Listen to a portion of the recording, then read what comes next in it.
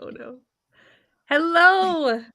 Welcome to Fiction in Real Life in January, our very first 2023 episode. We hope you had a fabulous holiday and you're ready for a great new year.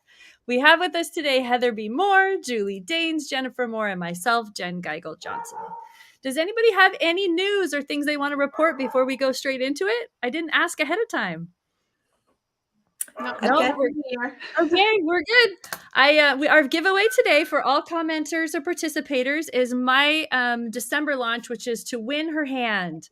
This is a Regency era Hitch kind of story, and I have a paperback for a one lucky winner who comments or supports us or shares in any way on all of our Facebook pages or on our YouTube channel. So we're so happy to be here today, and we thought today we'd share the best and the worst for us for 2022. And as I was thinking about this, I got a little full philosophical, and the book, The Tale of Two Cities, came to mind. The best of times and the worst of times. And I just started to think we made a real effort not to share our true personal worst or perhaps even our true personal best, but decided to keep it really lighthearted and fun, and or not so fun or lighthearted, depending on the worst of our stories. But we're all going through everything, right? And so we just thought we'd choose from the list of things to share with y'all today. So we're excited. We thought we'd start. Heather, do you want to go first? Does that? Yeah, I'm just going to go. Okay, let's go ahead. Let's have Heather go first. Then we're going to decide if we're going to book our own personal bests and worsts. Okay, so probably, obviously there's a lot of choices to make here, but one of my best ones was on our England trip. I got to see the Queen Victoria statue, and this is the one that was done by Princess Louise, who is like the main character in my book and in The Shadow of the Queen. So that was really cool. And then another one that was, sorry, I gotta fix something with my phone here. It just keeps going off. I don't know how to turn my phone off. Do you guys know how to turn phones off here? I need my daughter. She can do it for you. I know, right? I just keep screenshotting it. Okay, sorry. Okay, so the next one is kind of a bummer one. So I had to wear a hat for a few weeks because I had a little cancer spot on the top of my head that was right on my part, and it was anyway. So I didn't want everyone just staring at my big bandage and asking me, "What's wrong with you?" So that was kind of a bummer point in the year. So those are my two. You rocked that hat. You looked so cute in your hats. I loved it. I remember that. Okay, we need to know if we're going to book her best or her worst. Oh, goodness. I kind of want to book your hat. Can I book your hat?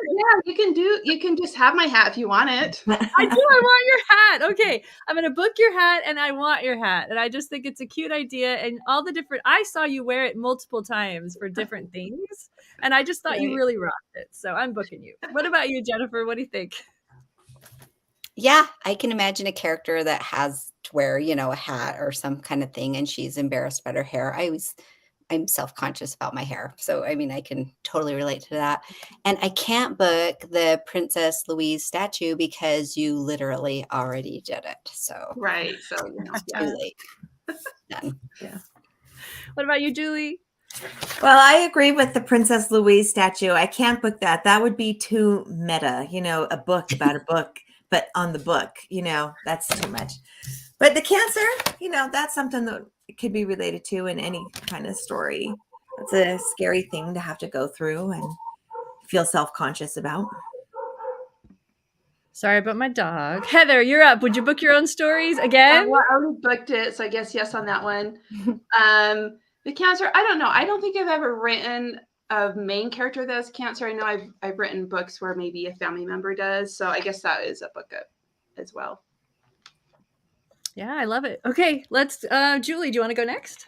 Yeah, I'll go next. So my first story is the best of 2022, which is maybe not the best. I mean, we had our whole England trip and everything, but this was just kind of a really fun moment for me when I went to a concert in Las Vegas with my son, who had a couple of years ago worked in Las Vegas building a library in this kind of impoverished neighborhood, but the government had given them money to build this library.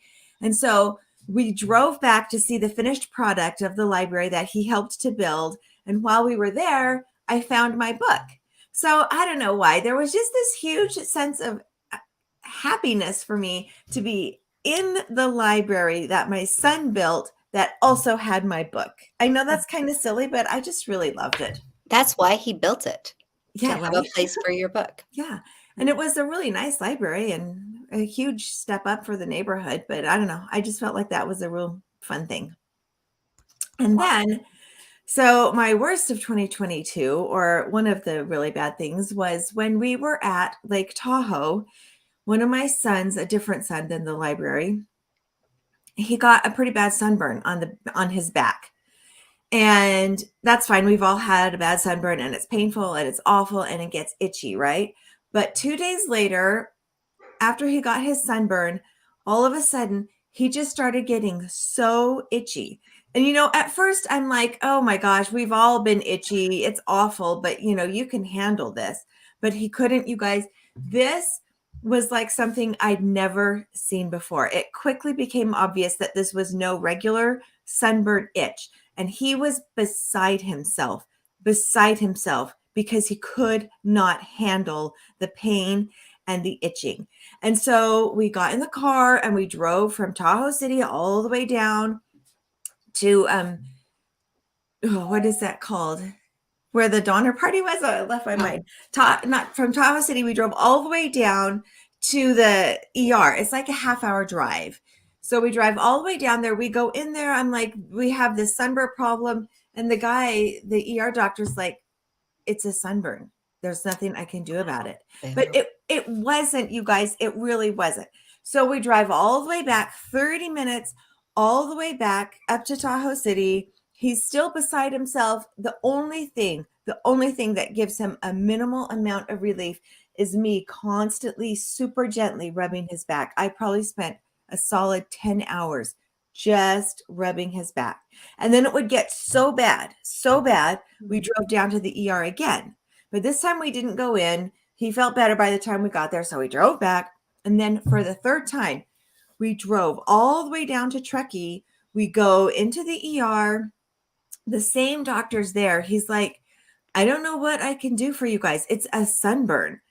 And I'm like, okay, what we need now is just palliative care just to get him through this. So finally they gave him like a sedative and we took him home and he finally fell asleep kind of early in the morning. And we looked it up online and it turns out that this is a real thing and it's called Hell's Itch. And hardly anybody has heard of it, including the doctor at the Truckee Hospital, obviously. And it's like this itch where people that get the sunburn and then they get this Hell's Itch, they literally want to rip their skin off. They're begging people to knock them unconscious so they can get through it. It's like nothing that you can really imagine. And in the meantime, everyone's thinking, oh, you're so overreacting to the sunburn itch. But it is seriously a real legitimate medical condition and they don't really know what causes it.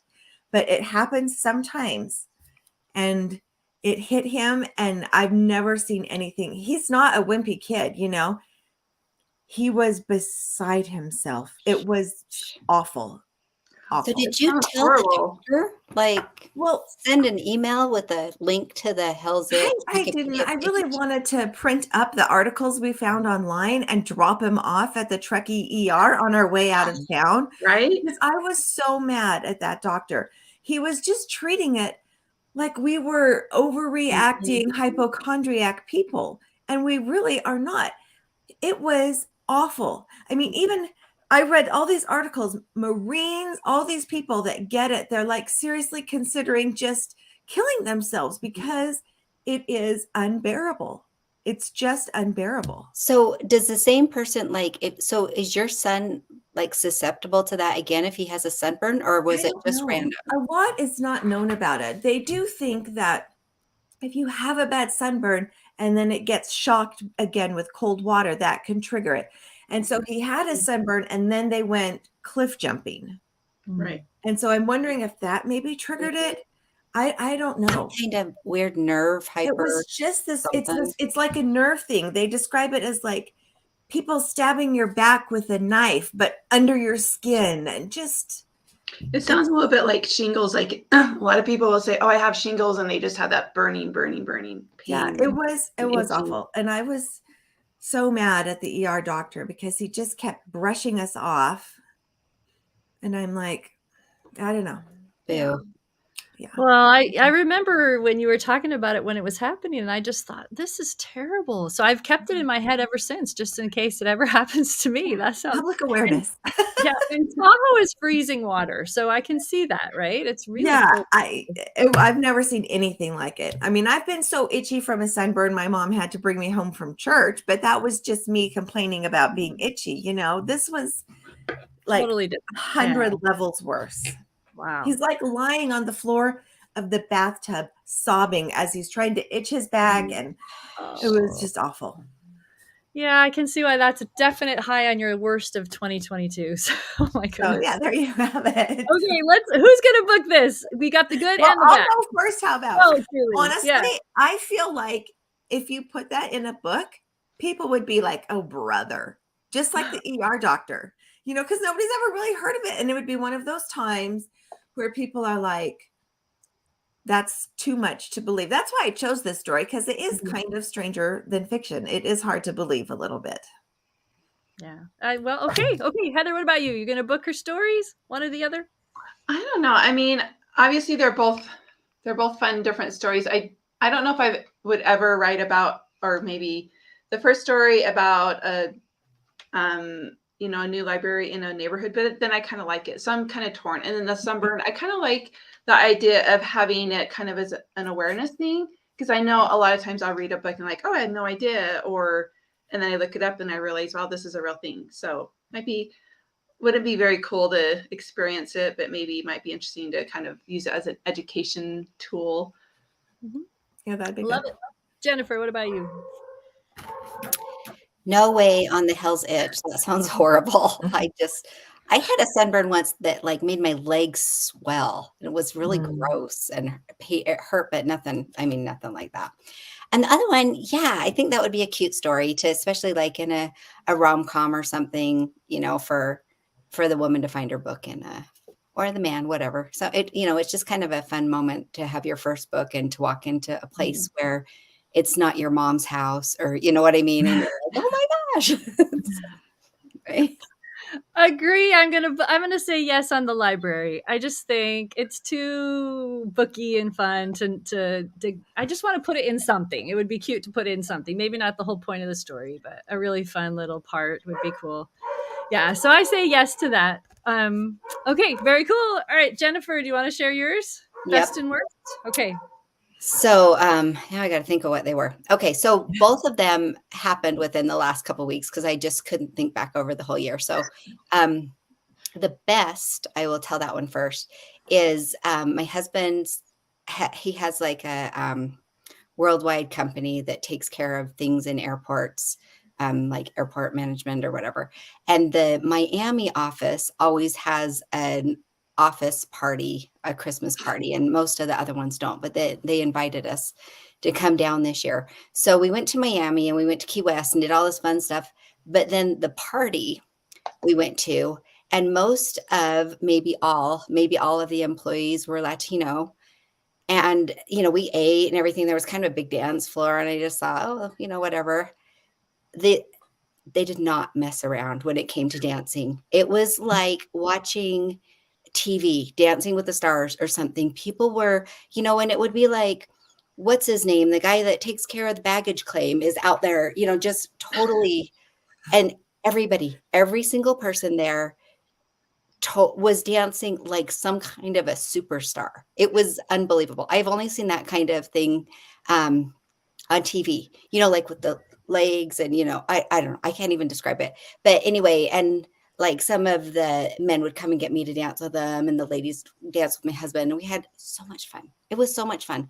And it was kind of fun to like have like a view into a different culture and kind of be able to experience it. Cause I've been to like weddings where there's been dancing, but it's just been like you know, like, you know what I mean? It's nothing like this was unbelievable. It was so much fun and so cool, and I loved having that little happy moment with, a couple hours where I got to pretend to be, cool Latina dancer lady. I was the very uncoolest person there, though, I'll say. And then, my other one, it just came to mind because it happened just a few days ago. I was at, and it's not even very long story. It was just like this horrible moment. I was at my mom's cabin, and they have this, the water heater that doesn't have a tank. I guess it's called tankless water heater. Anyway, I was taking a shower and the power went out. And when the power goes out on your tankless water heater, like it doesn't heat the water anymore. And so I had this total panic, out of control, freezing water. I was in the dark, and it wasn't my shower, so I didn't quite know where, in my shower, I'd been like, "Please turn off the water." But, I was feeling around and panicking and slipping and yelling. And so that was my low point of the year, I think.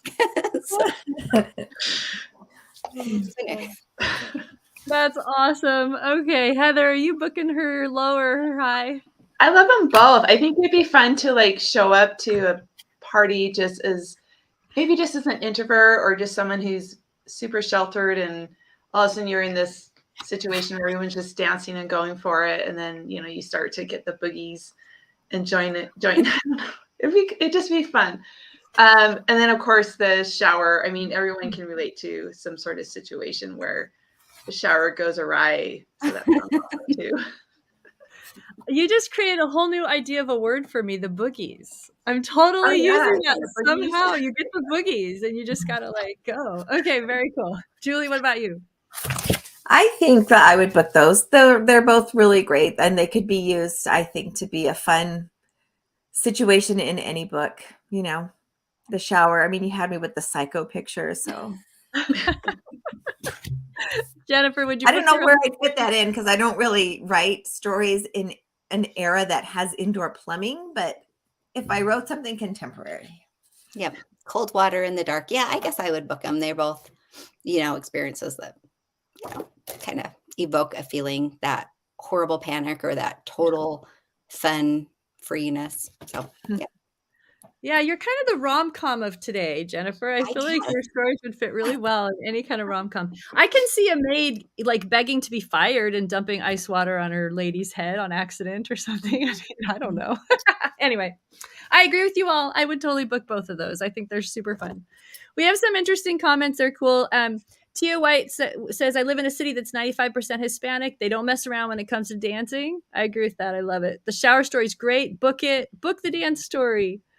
And then before that, people are like, put yours in a medical romance, Julie, and your poor son. That sounds awful. Lots of fun little comments. I love that. And then lots of Happy New Year's. So yeah, we have fun. Oh, and my dog wants to be a part of our broadcast. Sorry, I did not lock her up. Anyway, Maria's book that shower. Yes, so they all agree with us.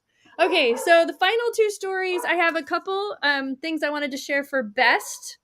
Like I said, I was feeling a little bit philosophical, so I have a little something to say. But my first best is my granddaughter. So Heather, do you have a picture? I mean, is that not just look at her? Oh my gosh! So that's my firstborn child holding my first granddaughter, and she's just so snuggy. There were so many beautiful moments related to having a baby granddaughter. But my second best is related to that in a weird way because there's me and I'm hugging a little old sailboat that I bought. I used the last bits of royalty money from some part of 2022 that I had left in the bank account that I hadn't bought a car with for the kids or spent on college tuition or whatever. And I bought this old 1998 sailboat. It's tiny. And the reason I bought it, I just felt prompted to buy it. It's so interesting to weird have a prompting to buy something especially a little mini sailboat. But in the middle of my daughter having this precious newborn, I was getting texts about my dad getting terminal cancer. And we promised not to go too sad here, and I won't. But my dad and I share a love of sailing, and he used to get little boats like this all through my childhood, and even lately as he lived in a ranch down in Texas. would take me sailing. And it wasn't even like I bought it because of my dad, but now that I take it out on the lake and I feel that healing of the water around me and think of my dad in a boat, and it does a lot of good for me. And so, like, this is one of my highlights. It's with my baby granddaughter tied into a sad part of my life that was probably my worst of 2022, but we're not going to talk about that, because the real worst of 2022 that relates to you guys is you all went on a trip to England and I didn't get to go. And on that trip to England, the poor Queen Elizabeth passes away, and you three experience the most historic moment of 2022 together. And I am stuck home appreciating homecoming with my daughter and all the other things I had to do. But look at what I missed out. So that's like what I'm going to chalk up as my fiction in real life worst of 2022 is a few weeks before canceling a trip to England with my friends. So there you go. There's my best and my worst. And I don't even know if I would book any of them because I can't even go there. So I'm skipping my reaction, but let's hear from you guys. Jennifer, would you book them? Not the trip part, because I'm still kind of sad about that. That was disappointing for everybody. But that is actually just so beautiful. Just the healing power of something that connected you to your dad. I would for sure book that, because I love it. That would be a great thing in a story or a great thing in real life or whatever. Yeah, it was cool. Thank you. All right, Julie. I would book it. Well, we did miss you a ton on the trip, that's for sure. But my dad died in January of 2022. And so I totally get the way that things remind you of your father, and they become kind of precious in a way. And I think that's something wonderful to book. And Heather. Yeah, same. I would book it. Not the cancel trip, but I do like the tribute that you're doing to your father. And then, when we lose a loved one, I think that really helps with the healing process, or just going through a hard time and having that sort of a tribute that makes that connection and keeps the memories, alive and keep going. And you're also, passing that along to your kids as well. So that's awesome. Yeah, thank you. Okay, awesome. Well, we've had some fun with our bests and our worsts. I'm sure we could talk a lot more about even more and more things, but we're out of time. So I just wanted to remind you that we have an opportunity to win a book. To Win Her Hand is available to all commenters, sharers, or likers of all any place that you have been able to watch this video, including on YouTube. And we are going to be here in a couple weeks' time, as always. And please send any of your fiction in real life worthy kind of stories to our email, fictionirlauthors@gmail.com. We love to share them. It's super fun to read them. If you've already sent one in, we haven't used it, we will. We're just kind of waiting until there's a subject that combines enough stories to fit. So we appreciate you very much. Keep them coming. And I guess this is it. We're signing out. See you next time on Fiction in Real Life. Thank you.